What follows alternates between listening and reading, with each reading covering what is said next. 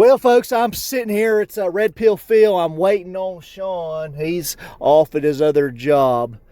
He's got so much other stuff going on. I don't know what it is. I will say about Sean, he's a hard worker. He is a hard worker, old Sean. But I really wish I could get him to open up and see the light. What he doesn't understand is that the government is clearly watching this guy, watching him at every turn. Old Sean.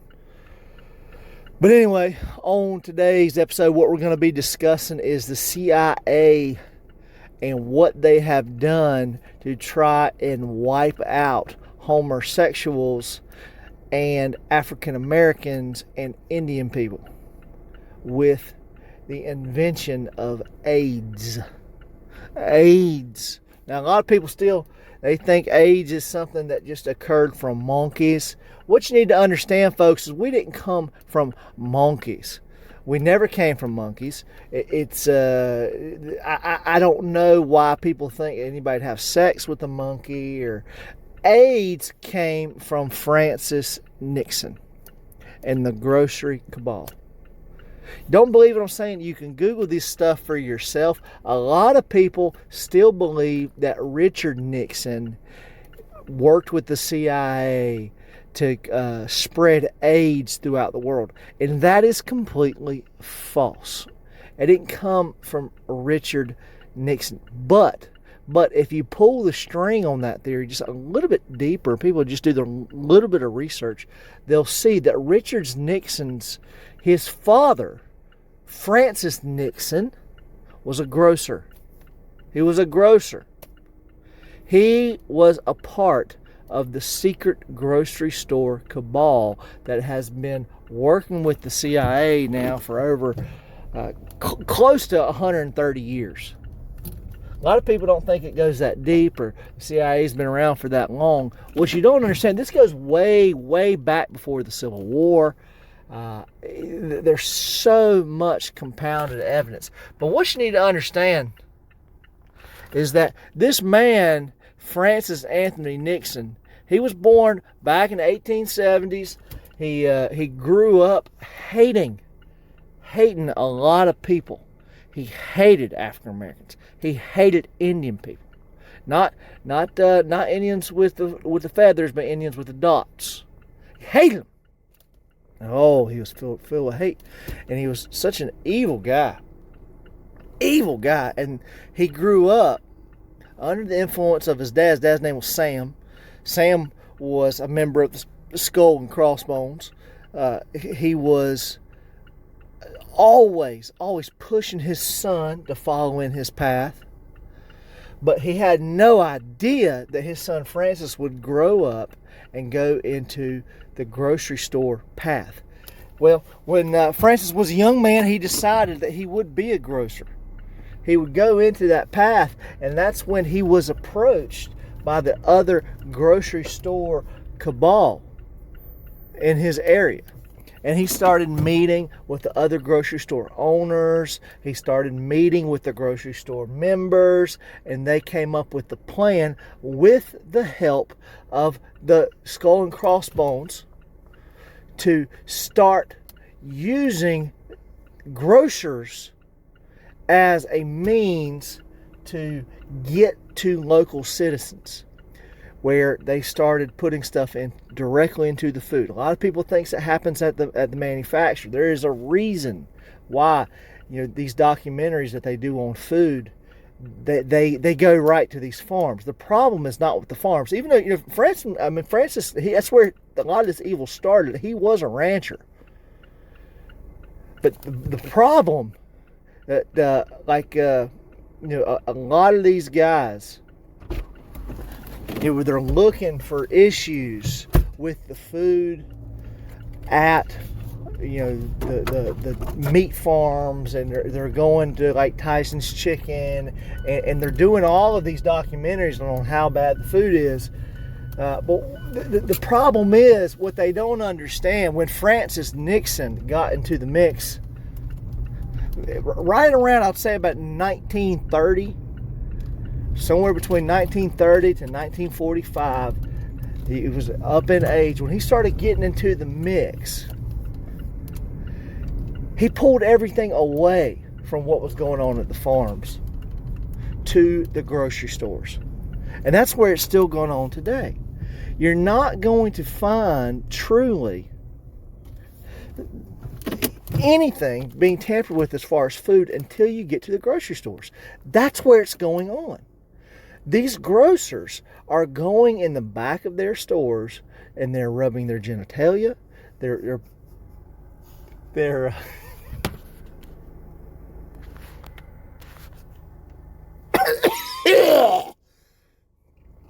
rubbing their genitalia. They're rubbing their genitalia. They're putting LSD directly into the steaks. And that is why they have no problem serving the same foods that are coming fresh from the farms. They serve them to regular people, but what you don't understand is they're taking all of these diseases that they're creating in these CIA laboratories, they're taking them and they're putting them into the hands of the grocers. And that's where you get AIDS. That's where you're getting these cancers from. That's where you're getting so many of these diseases. It's coming from the grocery stores.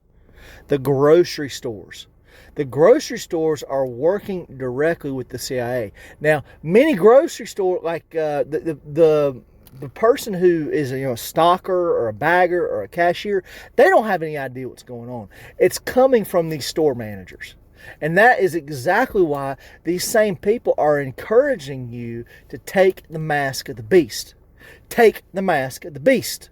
The reason why all of these stores for the last 2 years are saying, put on a face mask, put on a face mask, put on a face mask. It's because you've got to understand these grocery stores, from Walmart, the Food Line, the IGA, all of these stores are under the control of the CIA. And these grocery store managers are receiving $100,000 checks, not only for putting LSD directly into the food, not only for taking sweet potatoes in the back and just doing foul things like they urinate on all of the sweet potatoes. They're taking the lettuce and they're putting it into fecal matter. You want to know why your kids are getting pink eye? It's because you're taking lettuce and you're not washing it off at home. You think that lettuce is contaminated because of some type of fertilizer. No, it's because Drew, the store manager at your local Food Line, is taking a big fat duke on the lettuce. And you think it's a joke. You think it's a game, not washing off your lettuce. You think it's a joke. You think it's a game, not going to a local farm and buying your food. These grocery stores, there is a reason why all the food is coming through a handful of businesses. How do you think they get all of this stuff on their shelf? They have monopolies on towns. You decide that you're going to make some peanut butter and you're going to sell it, but you're not going to go through one of these grocery stores. How successful do you think you're going to be? And a lot of people don't understand that Facebook is partnering with MDI and these other major food distributors that are linked to these grocers. You think Facebook Marketplace, well, I'll sell on Facebook Marketplace. What is Facebook Marketplace? It is a market. A market. People talk about free markets. What you need to understand is these grocery markets are who are controlling our reality. It comes back to the grocers. Comes back to the grocers. Comes back to the grocers. We already know in about the year 2058, these grocery stores, they finally come together and they get their own order of law. They start to form a police. And then what they do is they work with the state governments, with the federal governments. And first of all, here in the United States is where it begins. It's where ground zero is. These grocery stores work out a deal where they have full-on martial law and they start locking us up in the Walmarts. That's what's going to happen. They're locking us up in the Walmarts. Where do you think this hummus is coming from? It's coming from the Greeks. Greeks, Italy, Rome. The Pope is pumping hummus into our stores to shut us down. And in the hummus, the grocery store owners are going to the hummus and they are putting LSD into the hummus. That is what has been going on now for years. But what people don't get is the dosages are being raised. The dosages are being raised. It all connects together once you take a step back and you realize that the pyramids are connected through a lightning rod all the way down into what we would call the center of the earth. The only thing is, what's at the center of the earth is another civilization, not that much different from ours. The only difference is they have fully adapted this ancient alien technology.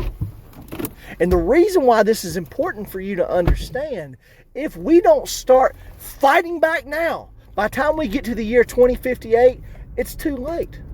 It's too late. But here's Sean. How you doing, Sean? I know you're late. You've been after your other job, huh? Oh, yeah, I got to pay the bills somehow. We were just talking about... most people have jobs. We were talking about Francis Nixon and how he first started working with the CIA to develop AIDS so that his son, years down the road, Richard Nixon, would basically implement this grocery store's cabal plan to kill off the African Americans, the homosexuals, the Indian people with not with the feathers, with the dots. But that's where AIDS comes from. That's what it's from. Right, you agree? No, I was just asking. That was a question. I'm asking you. So you don't agree? Well, here's my thought process. What benefit would it have for anyone to do that? And what benefit do they get from creating AIDS in such a manner to just kill people off? Right. Well, and apparently, because your whole demographic is they're just targeting people, but we explain everybody else gets AIDS. What are they? They just got it by happenstance? Right. Oh, so it's just an accident. What you got to understand is they are trying to clear off the planet so that the only people who survive are white Anglo-Saxon men and women. Okay, well, and so what about the white Anglo-Saxon men and women that have AIDS? Right, well, those were the people who are put there to be sacrificed. Oh, I thought they were the ones that are being saved. You really got to stay on track here. Not everybody is going to be saved. Matter of fact, there are some people in high levels who are part of this group. People who are on the CEO boards of Food Line. People who are at the head of Harris Teeter. People who are at the head of Piggly Wiggly, who already know they're not going to make it, but they don't care because it's worth the risk for them. So what you're saying is they're sacrificing themselves for the greater good. Well, no, what they're doing, man, is they're playing the lottery. Oh, and what do they win? They win a world that they have pictured with only white people in a new world order. See, that's why it's. You ever heard this language of the horizon sun? No, but I cannot wait for you to educate me. So you'll see it. It comes from a lot of Nazi symbolism. A lot of Nazi symbolism. See, a lot of people think New World Order is something going on now. No, the New World Order hasn't came yet. They're trying to bring on a global catastrophe, which begins with the grocery stores. And then they're all going into their bunkers. They're going to hide. And then after this global catastrophe that they're going to try and bring about, I personally think it's going to happen. I think it's ridiculous. But this global catastrophe is going to be something that, so they think, is going to wipe out the planet except for these high privileged individuals who are hiding in their bunkers. And, you can look at it now. There's people all over the world. They're storing up rice. They're storing up grain. They have freeze-dried food. They're storing this stuff up. They have multi-million-dollar complexes that they have everything set up for people to go in and live in. I mean, you've seen it. You've seen the movies. This stuff in the movies is not coming out of nowhere. This is based on reality. Based on reality. Let me ask you this, Sean. Why does the government need all of these bunkers? What are they doing down there?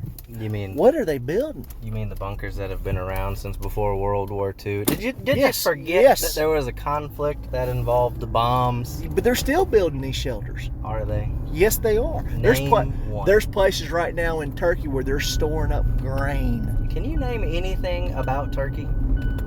Yes. One thing. Well, you eat it at Thanksgiving. Okay. We're talking about the country. What country? Turkey.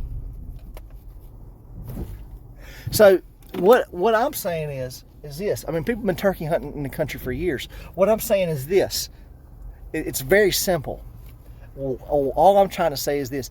It's a known fact that the government has these secret hideaways far under the ground. There's billions of dollars, trillions of dollars being poured into this stuff.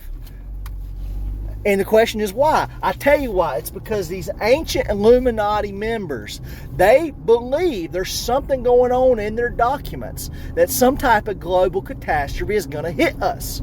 And so that's why, they got this flu that they got out there called coronavirus. The same thing they talk about on the Lysol can. Well, they say that's going to hit us, so they built these bunkers. They say all this stuff is going to hit us, so they build these bunkers.